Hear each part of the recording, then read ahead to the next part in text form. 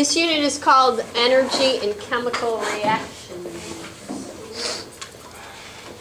I imagine you could all use a little Energy. thermal energy right this moment. It's kind of chilly. All right. You do not have to write this down. I just want you to look at this. Earlier in the year, we talked about two different types of changes. The first one was a physical change, and the second one was a chemical change. In a physical change, the particles are either spread apart or brought closer together. When you talk about liquid water, so liquid water would, here's my drawing of water. It's supposed to look like that one. Liquid water particles are further apart than they are in solid water particles, yes? So you start with water in a physical change and you end with water in a physical change. A chemical change, however, is a rearrangement of the atoms. What you start with is not what you end up with. Here's an example. You have water, and if you add some oxygen to it, it can be formed into hydrogen peroxide. So it would be, and I realize this is unbalanced, this, right? A different thing. You can drink water all day long and feel really good. If you drink hydrogen peroxide all day long, you would die. Yes, if it was strong enough. You use hydrogen peroxide if you bleach your teeth. That is the active ingredient in those whitening strips. Okay, moving on. So, if you were to look at these two particle diagrams, it should be pretty easy to tell which one is a physical change, the top or the bottom? Bottom. Bottom. And if you were to guesstimate the states of matter of this would be a Solid. Liquid. Gas. And this is obviously a chemical change because this, which looks the big green thing with the little red things, and this, which I think might be a diatomic molecule, on the other side of the arrow has a rearrangement of atoms. Same number of atoms, but they are rearranged in a different way to form new substances. Okay, this is the first part that you are writing.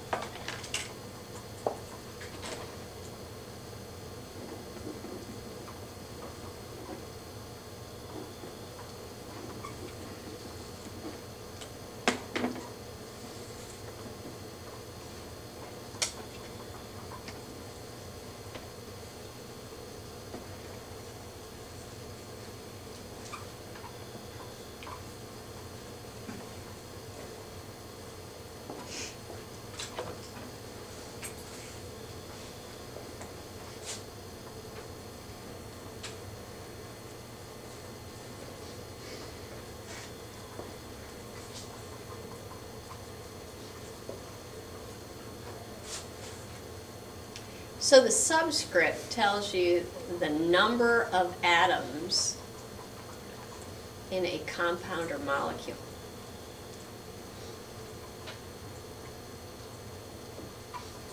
While the coefficient tells you the number of compounds. What? I don't even get that. Hang on for a second. The arrow means to yield. So you would say 2H2 plus O2 yields 2H2O. The reactants are what you start with, and the products are what you finish with.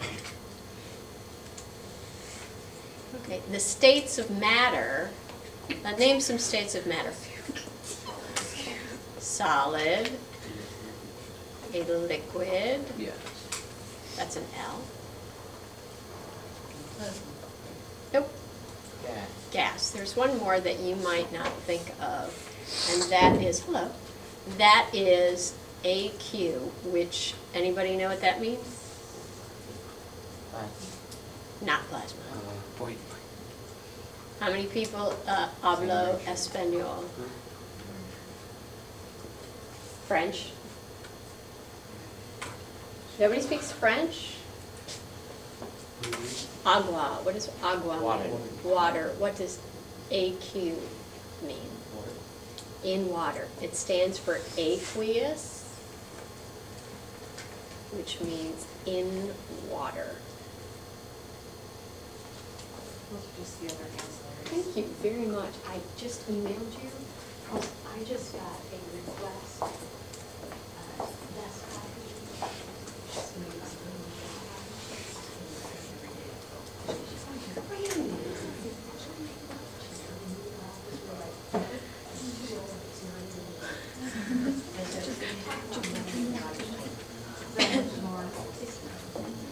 Is it Wiley and Scott? Is that the name? Is someone I don't know. I don't know. Hang on. Okay, ladies and gentlemen, let's look at this in terms of a particle. You know, I always will sacrifice the green and yellow Skittles because I don't like them. So here we go. Remember, this number is the number of atoms in each one of the H's, right? Each H has 1, 2. There are 2 molecules of each one. An oxygen has 2. Now we're going to rearrange these when we're done to make 2 waters. Yes? No problem? Never do this with the very premium red ones. I'll eat those later. Okay. So moving on.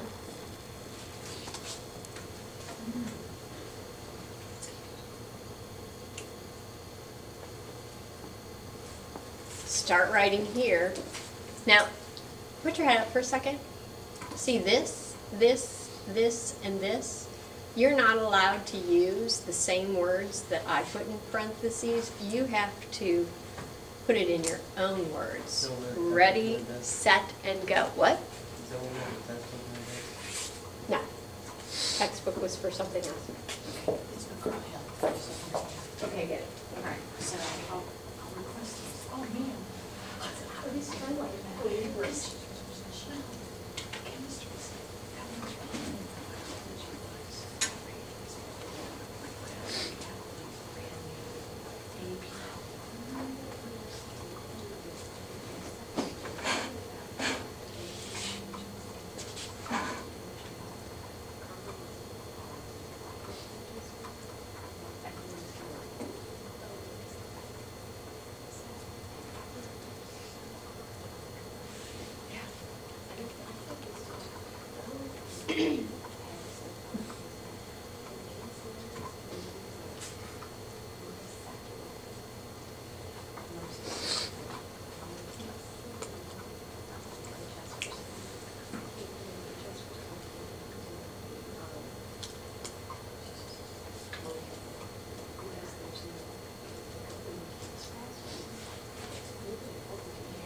Absolutely.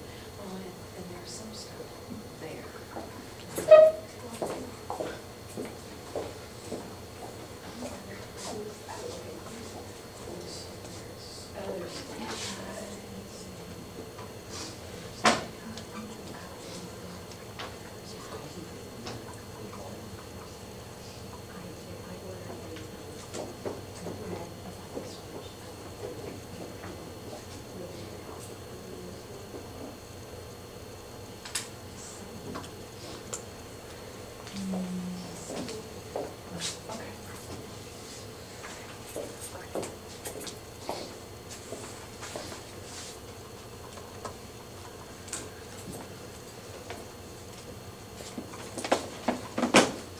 You said we have to put our own definition? Yep.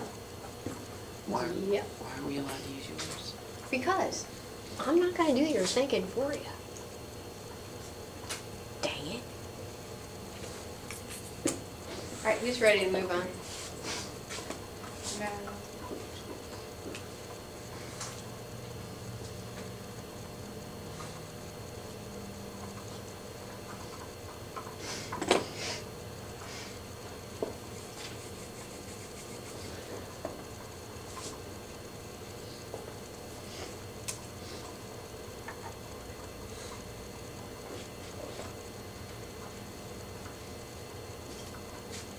Thank you so much.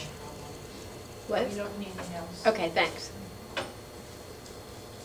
All right, ladies and gentlemen, in order to have a reaction, you have to have things collide. They have to hit each other. So, I would like you to write what must happen in order to have a reaction. I bolded it for you. So you're writing anything that's bold.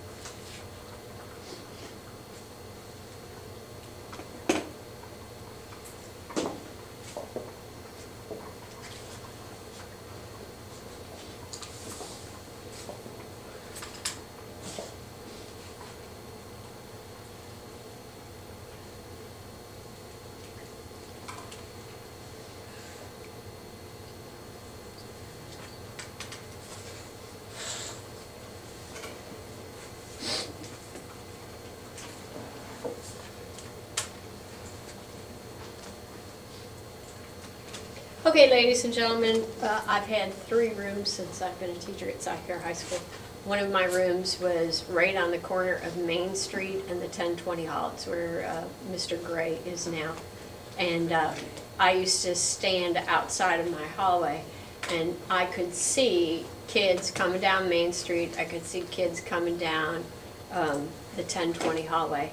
And every now and then, guess what would happen to these kids? They would collide. They would collide, not to me actually, I was actually right in here. So I was just a spectator to this.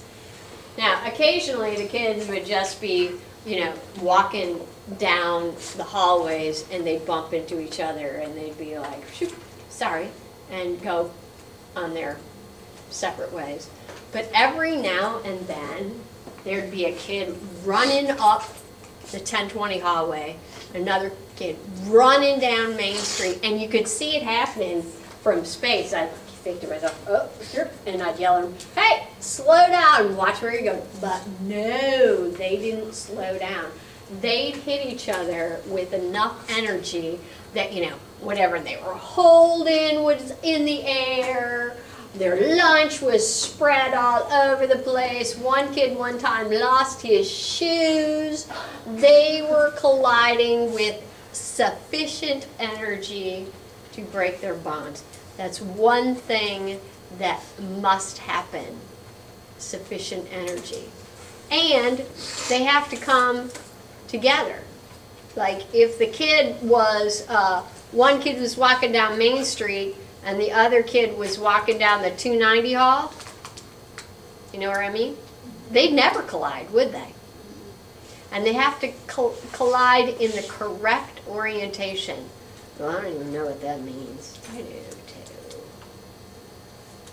Look, here's the correct orientation.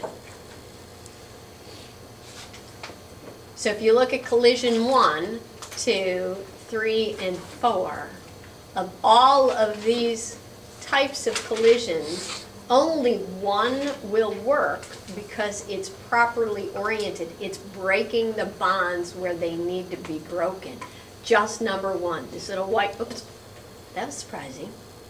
This little white thing has to hit right in between the 2 black atoms. This one, the green one won't. Not this one and not this one. Based on what you see from this slide, tell me what you can say about most collisions. If they happen, Hmm? I don't know. They don't do anything. Most collisions are not effective. They don't do anything.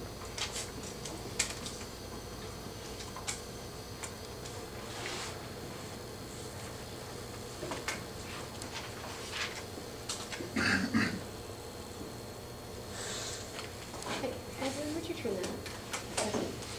Or did you turn it on? That was funny. Okay.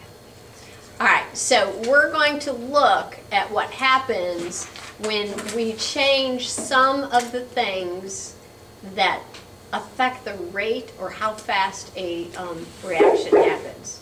Let's talk about using a different concentration of acid. So we're going to have beaker A and beaker B. One of them will be more concentrated. Ready, set, look. Which one is more concentrated, A or B? And what is happening faster, A or B? They're colliding more frequently in A because it has more particles. All right. Increase the surface area. What is surface area? The amount of space. The amount of space that the particles take up. All right, we'll look at this. And I want you to first of all determine which has more surface area, A or B. A or B? A has more surface area. That means it has more bits of the yellow that are exposed to the red. Do you get that? Okay, so which one reacts faster? A. Back we go. Let's increase the temperature. Like those faces. Now, A or B, which one has the highest temperature? A. And you could tell that because They're going faster. the particles are moving faster. So if you heat it up, the particles are speeded up, and what happens to the reaction? It speeds up too. Go back. Go back.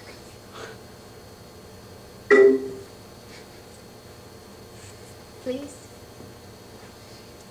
All right, off you go then. All right, let's make sure.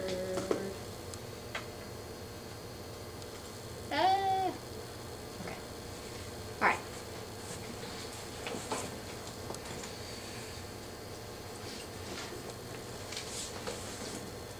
So everything coming together, the reactants are moving too slowly for this one, so they just bounce apart, no reaction. Not the correct orientation, not facing the right way, no reaction. So you have to have the correct energy and the correct orientation, and then you get a reaction.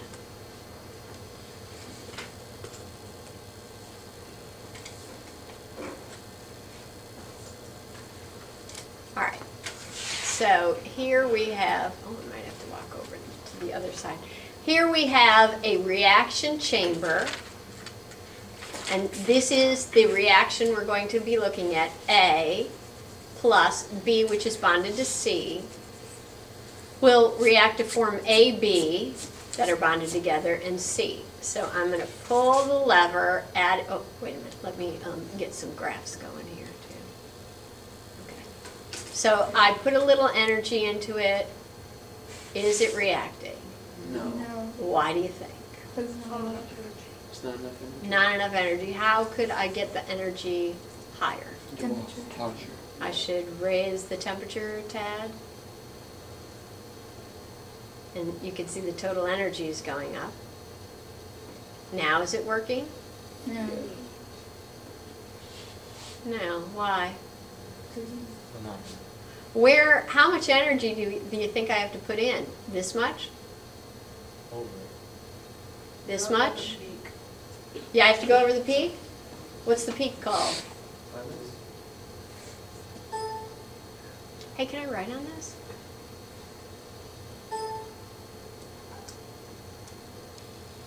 Altitude. Oh, never mind. The activation energy. So your hypothesis is if I put enough energy to go over the activation energy, they'll start reacting?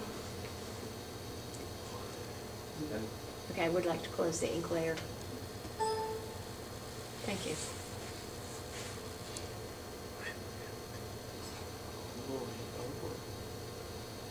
Oh, and we did it.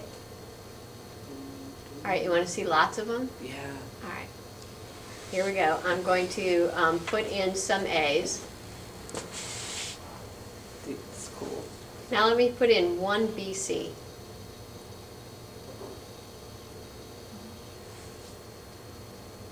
Are they reacting? No. Okay, I need to increase the temperature over the activation energy. Oops, almost not right. Well, apparently it had enough. All right, Dang, that little one. so is not much, why is the little one going so darn fast? Because that's not fast. Come on, figure it out for me. So the little one is going fast, and the big one is going slow. Why? Because the little one has less mass. The little one has less mass. They both have the same what?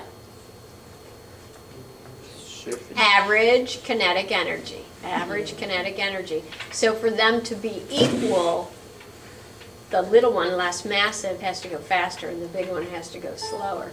Okay, what should I do to get this at maximum movement? What should I do? Turn over. That's it?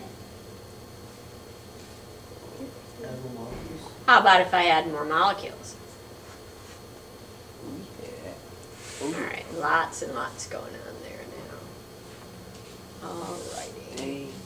So I think the same thing is going to happen that happened before. So I'm going to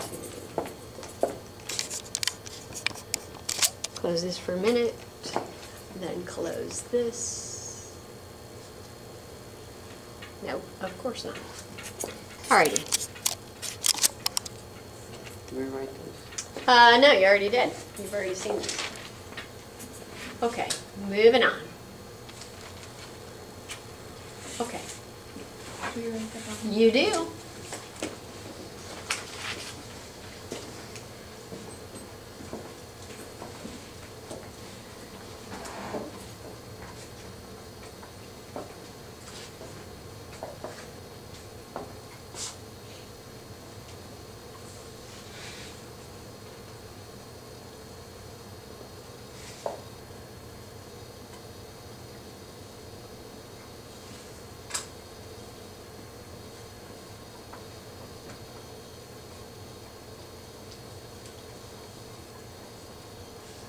Is that EAET? What? Oh, activation energy. Oh. Where do you put the E for the Yeah, activation energy. You know what? Is science ever sensible? No. The abbreviation for activation energy is EA. Or EACT. Got it? Energy of activation. All right, I think you all can figure out if the hill is really steep, takes a long time to climb it, and the reaction rate would be, nope, the speed of the reaction would be slow, Slow. because you take all that time climbing the darn hill. The reaction would be high. The energy for the reaction would be high, yep. Okay. So we will draw a lot of these soon. But what I'd like you to see about this graph is energy is increasing here, and time, or the amount of time that for the reaction to happen, is happening over here. So you start out with your reactants.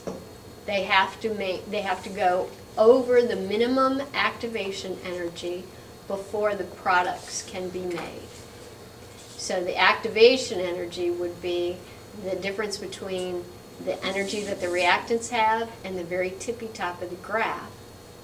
The energy that the reaction itself has would be the difference between the energy of the products and the energy of the reactants. Okay. One of the other things that influences how fast a reaction happens is the presence of a catalyst. You remember catalyst from biology, don't you? What is the definition of a catalyst? Something that helps the reaction go faster but is not used up in the reaction. So what I want you to know is a catalyst lowers the activation energy. This is what it looked like before a catalyst was added, and this is what it looks like after a catalyst is added. How does it work? It works this way. A catalyst increases the frequency of collisions, or it changes the orientation so the collisions are more effective.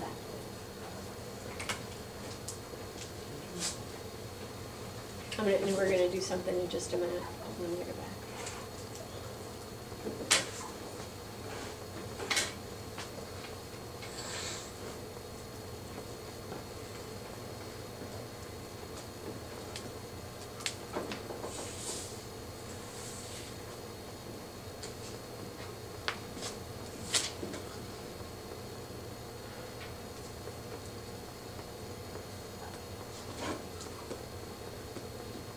Okay.